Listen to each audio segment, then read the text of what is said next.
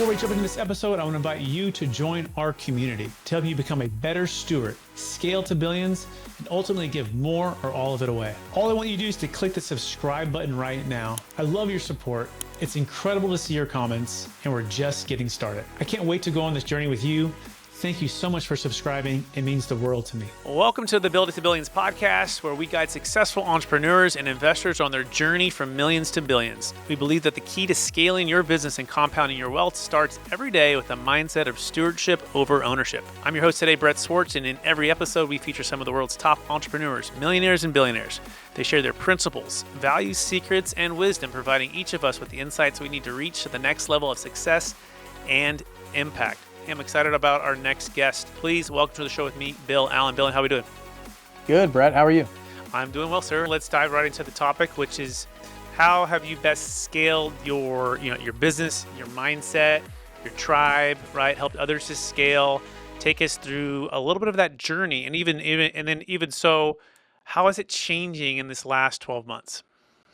Well, I think, being a government employee and working for the military for a long time, I was just, punching a clock like a W-2 employee where there was problem solving. I was like kind of running a little business inside of the military, maybe as an aviator. And I'd have to solve problems a lot and lead a crew, and I just didn't have to pay the bills. But I never looked at myself as an entrepreneur. So it was a real struggle, I think, I was so cheap, like to buy a program or invest in myself.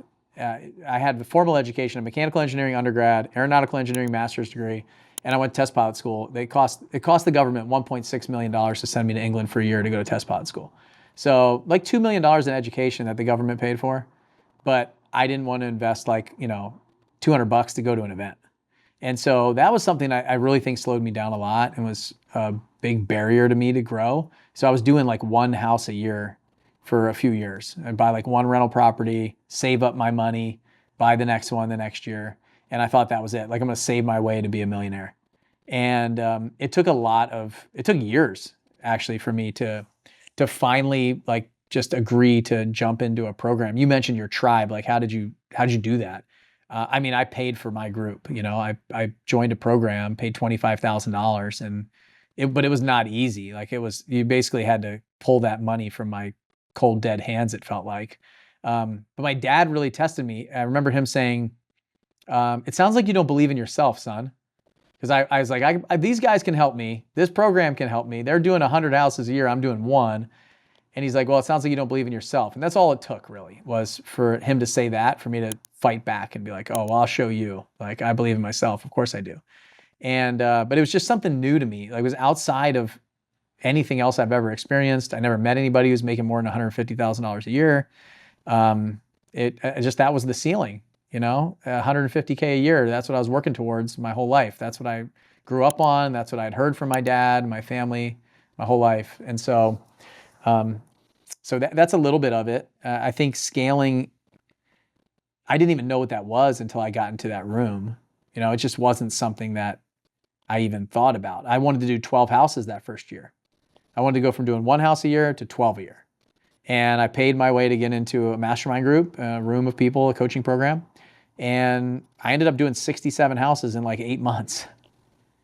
And so I just didn't even know that was possible. And then once you get in there, you realize that those people are not any smarter than you. They might have a little bit more experience, but you can do it too if you want to, and you put your time into it. So I think that was like the catalyst of it, was me having to get into a room of people that were doing what I wanted to do, and already some of them in there already had it figured out and were willing to share it.